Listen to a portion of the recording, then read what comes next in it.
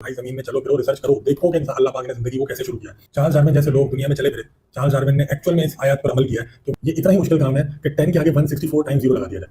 लेकिन अगर बहुत ज्यादा तब्दीली कर दी जाएगी तो वो पिछला सॉफ्टवेयर ही खराब हो जाएगा, उससे नया सॉफ्टवेयर नहीं बनेगा बल्कि पिछला सॉफ्टवेयर ही खराब हो जाएगा। क्रिएशन की जो कहानी साइंटिस्ट हमें सुनाते हैं वो एग्जैक्ट कहानी कुरान मजीद में आज से 1450 साल पहले से मौजूद है। और अल्लाह ने तुमको जमीन से अजीब तरीके से उगाया। आपको जितने तर्जुमे पढ़ने आप पढ़ सकते हैं इन आयत के, इनमें हर जगह पे जो अरबी के अल्फाज हैं उनको गूगल भी कर सकते हैं। अल्लाह पाक कुरान मजीद में फरमा रहा है हमने तुमको ज़मीन से अजीब तरह से उगाया। अस्सलाम वालेकुम व्यूअर्स, कैसे हैं आप लोग। आजकल एक सवाल जिसने पिछले 150 सालों से साइंटिफिक कम्युनिटी में और मजहबी हलकों में जो है ना जंग छिड़ रखी है, वो सवाल जिसके ऊपर शायद आज तक एथियस्टों ने सबसे ज़्यादा वीडियोस बनाई है, जिसको बुनियाद बना के एथियस्टों ने सबसे ज़्यादा मज़ाहिब पे तनकीद की है, वो सवाल ये है कि क्या इंसान एवोल्यूशन की प्रोसेस से गुजर के खुद से वजूद में आ गया है या फिर ये खालिक कायनात की कोई स्पेशल क्रिएशन है। इसके अलावा इन सवालों पर भी गुफ्तगू करेंगे कि क्या जो पहला माइक्रो ऑर्गेनिज्म जिससे ज़िंदगी की शुरुआत हुई थी वो खुद से वजूद में आ गया, कुछ केमिकल के आपस में मिलने की वजह से उसमें ज़िंदगी आ गई है, या फिर खुदा ने उस ज़िंदगी को शुरू किया। तीसरा सवाल कि क्या स्पीशीज़ किसी रैंडम प्रोसेस से जो है ना वजूद में आ जाती हैं या फिर खुदा ने कोई ख़ास किस्म का मैकेनिज्म इनमें डाल रखा है। चौथा सवाल कि अगर साइंस और इलामी किताबें आपस में टकरा जाएँ तो उनका हल कैसे निकाला जाए, किसको प्रायोरिटी दी जाए और किसको जो है ना छोड़ दिया जाए। और पांचवा सवाल कि वो मुसलमान जो है स्कॉलर्स जो ये मानते हैं कि एवोल्यूशन हकीकत है और इंसान भी एवोल्यूशन के प्रोसेस के थ्रू ही गुजर कर, तो जो कुरान मजीद में शैतान को और हज़रत आदम अलैहिस्सलाम का जन्नत का मुकालमा है, जन्नत के फल खाने वाला जो वाक़या है, वो कहाँ फिट होता है। दोस्तों आज की वीडियो में इन तमाम सवालात पर जो है ना हम तफसील से गुफ्तगू करेंगे। वीडियो को पूरा एंड तक देखिएगा, इंशाल्लाह आज की वीडियो में आपको बहुत कुछ नया सीखने को मिलेगा। तो शुरू करते हैं आज की वीडियो। दोस्तों इस सवाल का जवाब जानने से पहले मैं आपके सामने कुछ बातें रखना चाहता हूँ कि जितनी भी इलामी किताबें इस दुनिया में मौजूद हैं, जिनके लिए ये दावा किया जाता है कि ये किताबें खुदा वाहदहू ला शरीक की तरफ से इंसानों की हिदायत के लिए इस दुनिया में भेजी गई है, ये डायरेक्ट अल्लाह का कलाम है, किसी इंसान का कलाम नहीं है। उन किताबों का मेन मौजू नॉर्मली 3 ही होते हैं। 3 टॉपिक्स हैं जो उन किताबों के मेन मौजू होते हैं जिनको एड्रेस करने के लिए वो किताबें इस दुनिया में भेजी गई हैं। पहला मौजू है खुदा का तारुफ, कि वो कौन सी हस्ती है जिसने इस दुनिया को तख्लीक किया है, जिसने हमें पैदा किया, जिसने पूरी इस दुनिया को, इस कायनात को पैदा किया, जिसने इन तमाम स्पीशीज़ को पैदा किया। इंसान जितनी मर्जी कोशिशें कर ले, अपने लिमिटेड दिमाग से जितना मर्जी जो है छलांगे लगा ले, अपनी कोशिशों से वो खुदा तक नहीं पहुंच सकता, खुदा का तारुफ नहीं हासिल कर सकता, क्योंकि खुदा ने अपने आप को गायब में रखा हुआ है। इसीलिए खुदा ने अपना खुद का तारुफ खुद कराने के लिए ये किताबें भेजी। दूसरा टॉपिक जो एड्रेस करती हैं ये किताबें वो ये कि ज़िंदगी की हकीकत क्या है, फ़लसफ़ा हयात क्या है, इंसान को और इस कायनात को क्यों तख्लीक दिया गया, इसके पीछे क्या मुहर्रिकात थे, क्या रीज़न्स थे, खुदा हमसे चाहता क्या है, हमारे एक्शंस का कोई रिएक्शन भी आएगा, हमारे मरने के बाद हमसे कुछ सज़ा और जज़ा का हिसाब किताब भी लिया जाएगा कि नहीं।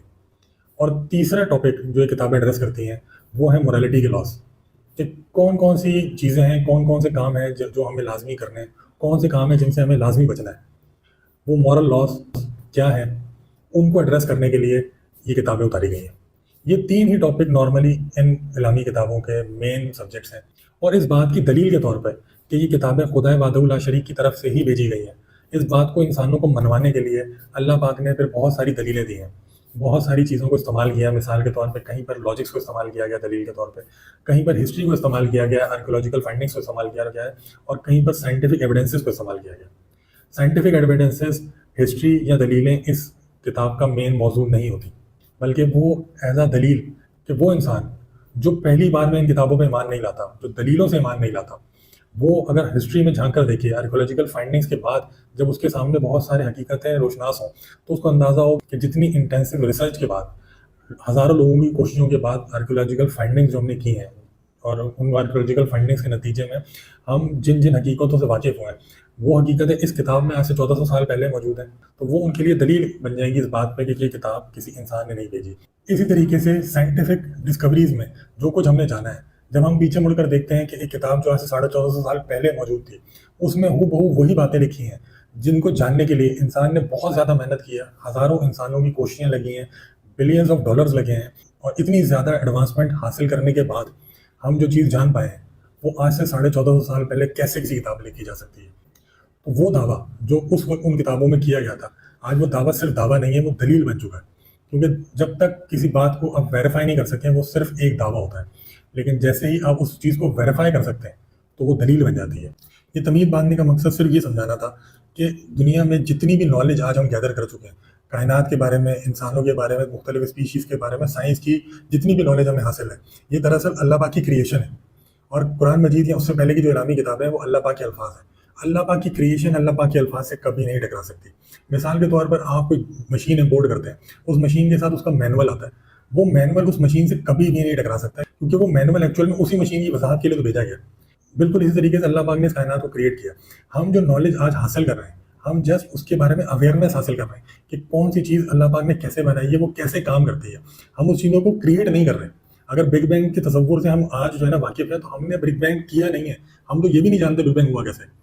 बिल्कुल इसी तरीके से उन इल्हामी किताबों में जो साइंस के हवाले से दावे किए गए थे, उन दावों की हकीकत के बारे में तो पहले का इंसान जानता भी नहीं था, वो उनको समझ भी नहीं सकता था, सिर्फ ईमान ला सकता था उन पर, क्योंकि वो महज एक दावे थे। उनको वेरीफाई करने के लिए हम इतने एडवांस ही नहीं हुए थे। इसका मतलब ये है कि उन इल्हामी किताबों में जितनी भी साइंटिफिक एविडेंसेस हैं, उनको समझने के लिए, उनका हकीकी मतलब जानने के लिए आपको टेक्नोलॉजिकली उतना एडवांस होना पड़ता है। मिसाल के तौर पे कुरान मजीद में एम्ब्रोलॉजी की फील्ड के हवाले से बहुत सारी डिटेल्स मौजूद है कि माँ के पेट में बच्चा पैदा कैसे होता है, कैसे एक हकीर कतरे से जो है ना प्रोडक्शन की शुरुआत होती है, किन किन स्टेजेस से वो गुजरता है और फिर जाके उसकी पैदाइश होती है। अब आज से 200 साल पहले तो दुनिया को इंसान आयात का जो है हकीकत मतलब नहीं जान सकता था। जब एम्ब्रोलॉजी की फील्ड में एडवांसमेंट हुई, अल्ट्रासाउंड मशीनें तैयार हुई, हमने बच्चे की पैदाइश का पूरा प्रोसेस अपनी आंखों से देखा, उसके बाद हम समझ पाए कि हाँ जी, ये जो किताब में पहले से मेंशन है, ये तो जो है ना मुमकिन ही नहीं था कि कोई इंसान जान पाता। इसीलिए कोई मजहबी स्कॉलर भी दुनिया का इन साइंटिफिक आयात को उन साइंटिफिक डिस्कवरीज के होने से पहले नहीं जान सकता था। कुरान मजीद में अल्लाह पाक इंसानों को ये दावत देता है, ये हुक्म देता है कि तुम ये एडवांसमेंट करो, तुम ये तरक्की करो, तुम ये रिसर्चेस करो। उसकी मिसाल के तौर पे मैं आपको सूरह अनकबूत, जो कि कुरान मजीद 29 नंबर सूरत है, उसकी 20 नंबर आयत आपको पढ़ के सुनाना चाहता हूँ। औज़ुबिल्लाहि मिनश शैतानिर रजीम, बिस्मिल्लाहिर रहमानिर रहीम। इनसे कहो कि ज़मीन में चलो फिरो और देखो कि उसने किस तरह खल्क की इब्तिदा की है, फिर अल्लाह बारे दीगर भी ज़िंदगी बख्शेगा, यकीनन अल्लाह हर चीज़ पर कादिर है। ये आयत क्लियर मेंशन कर रही है कि अल्लाह पाक दावत दे रहा है इंसानों को कि भाई ज़मीन में चलो फिरो, रिसर्च करो, देखो कि अल्लाह पाक ने ज़िंदगी को कैसे शुरू किया है। जैसे अल्लाह पाक पहली बार ज़िंदगी को शुरू करने पे कादिर है, इसी तरीके से बाद में हमारे मरने के बाद भी दोबारा में जिंदा करने पर कादिर है। अगर इंसान चले फिरेगा नहीं, इंसान रिसर्च नहीं करेगा, तो कैसे जो है ना ये दावे, जो दावों के तौर पर कुरान मजीद में मेंशन है, ये दलील बनेगी। चार्ल्स डार्विन जैसे लोग दुनिया में चले फिरे।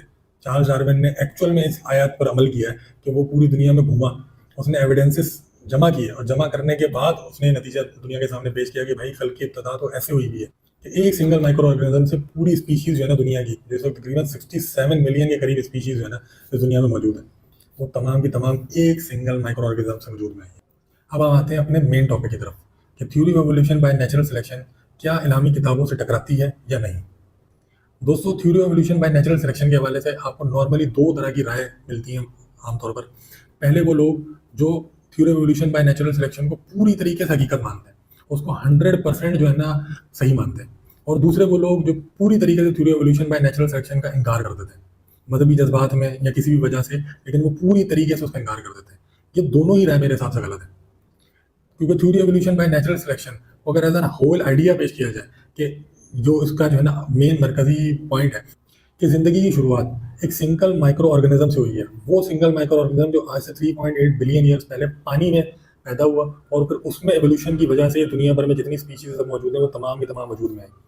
अगर इस आइडिया को पेश किया जाए तो इस आइडिया से किसी को कोई इख्तलाफ नहीं है, ये आइडिया पूरी तरीके से राइज है, दुनिया भर के तमाम साइंटिस्ट इस आइडिया को मानते हैं। लेकिन वो पहला माइक्रो ऑर्गेनिज्म कैसे पैदा हुआ, कैसे वजूद में आया, अगर कोई इंसान ये समझता है कि theory of evolution by natural selection इसका भी जवाब देती है, चार्ल्स डार्विन की इस थ्योरी में कहीं इसके भी जवाब मौजूद है, तो ये बिल्कुल गलत है। वो पहला सिंगल माइक्रो ऑर्गेनिज्म कैसे पैदा हुआ, उसमें जो मिनिमम जीन रिक्वायर्ड थे ज़िंदगी को शुरुआत करने के लिए, वो कहाँ से आए, इस बारे में अभी साइंस बिल्कुल लाइल है। पहले बायोलॉजी की फील्ड से इसके जवाब ढूंढने की भरपूर कोशिश की गई, लेकिन वहाँ से कोई जवाब नहीं मिला, तो अब इसको केमिकल एवोल्यूशन का नाम दे दिया गया। ये कुछ केमिकल कंपाउंड आपस में मिले और वो मिलने की उनकी रिएक्शन की वजह से खास किस्म का एटमॉस्फेयर, खास किस्म का जो है टेम्परेचर उनको मिला और उनमें ज़िंदगी पैदा हो गई। ये इतना ही नामुमकिन है कि इसकी छोटी सी मिसाल मैं आपको समझाना चाहता हूँ कि एक प्रोटीन बनाने के लिए, ऐसा प्रोटीन जिसके अंदर 150 अमीनो एसिड हो, टोटल 150 अमीनो एसिड, ये इतना ही मुश्किल काम है कि 10 के आगे 164 टाइम्स 0 लगा दिया जाए।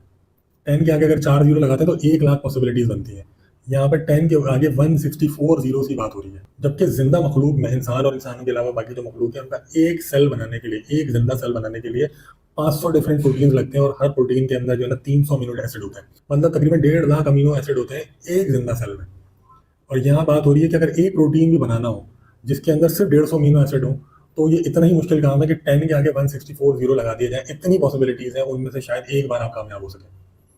तो साइंस कितनी करीब है ये जानने के, आप इससे अंदाजा लगा सकते हैं।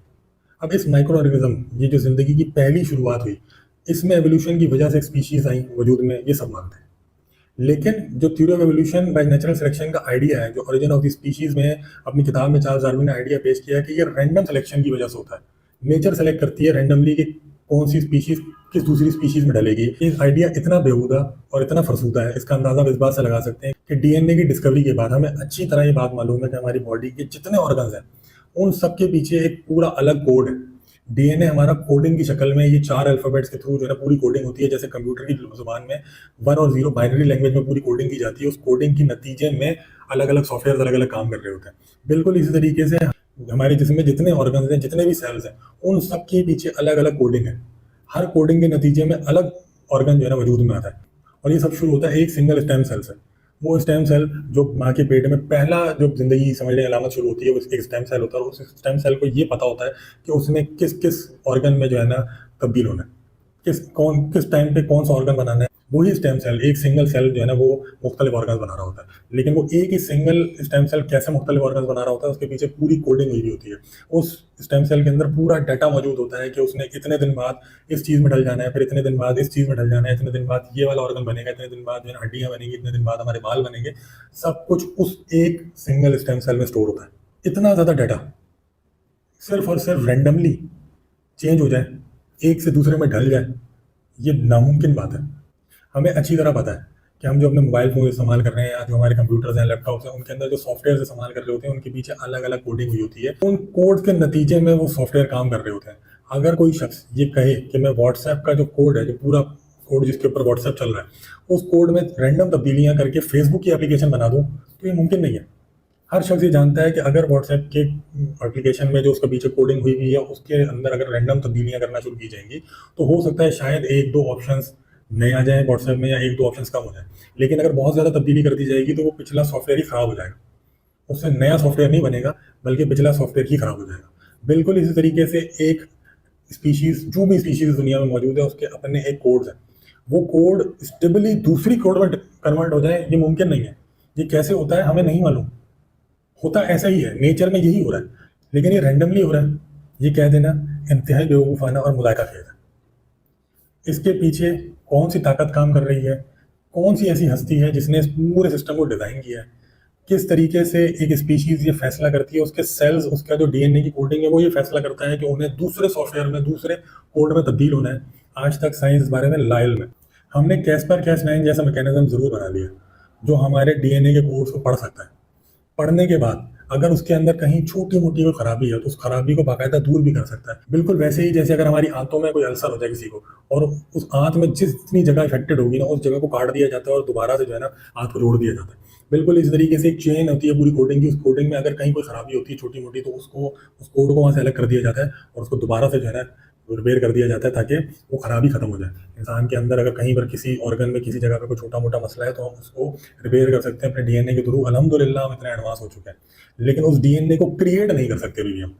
हम उसको पढ़ सकते हैं, हम उसकी हल्की फुल्की छोटी मोटी खराबी को दूर कर सकते हैं, जो हमने मुशाहिदा से सीखी है कि कहाँ पर किस किस्म के कोड होने चाहिए। अगर वहाँ पर कोई एक्स्ट्रा अलग हमें सस्पिशियस किस्म का कोड लग रहा है जिसकी वजह से वो बीमारी हो रही है, तो हम उस कोड को हटा सकते हैं, बट हम अभी तक कोई डीएनए जनरेट नहीं कर सकते।